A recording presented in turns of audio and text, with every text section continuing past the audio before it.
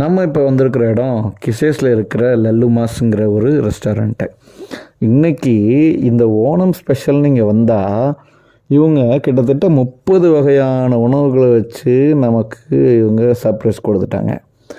நீங்கள் பார்த்தீங்கன்னு வச்சுங்களேன், அவ்வளோ சூப்பராக இருக்குங்க ஒவ்வொரு ஐட்டமும்.